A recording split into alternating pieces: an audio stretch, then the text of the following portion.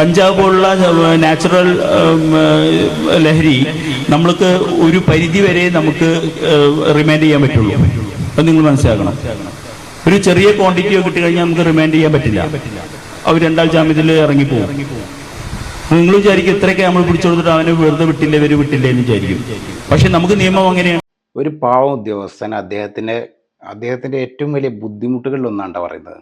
അതായത് അദ്ദേഹം ഒരു ഹാബിച്വൽ ഒഫൻസ് ആയിട്ടുള്ള ഒരു ക്രിമിനലിനെ, ഒരു ലഹരി ഉപയോഗിക്കുന്ന, ആ ലഹരി കച്ചവടം ചെയ്യുന്ന ഒരു ആളെ ഈ ഒരു ഉദ്യോഗസ്ഥൻ പിടിച്ച സമയത്ത് അയാളുടെ പേരിൽ 9 കേസുകളുണ്ട്. ഈ 9 കേസുകളും കൂടി ഒന്നാക്കിയിട്ട് മജിസ്ട്രേറ്റിന് മുമ്പിൽ ഇദ്ദേഹം ഹാജരാക്കി. അടുത്ത ദിവസം മജിസ്ട്രേറ്റ് ആ ഒരു ക്രിമിനലിനെ സ്വന്തം ജാമ്യത്തിൽ അയാൾ വിട്ടയച്ചു. അപ്പോൾ ഈ പോലീസുകാരും ഇതിനുവേണ്ടി കഷ്ടപ്പെട്ട് പണിയെടുക്കുന്ന എക്സൈസുകാരൊക്കെ ആരായി? ഇവിടെ മാറേണ്ടത് പോലീസുകാരോ എക്സൈസോ നാട്ടുകാരോ ഒന്നുമല്ല, നിയമമാണ് മാറേണ്ടത്.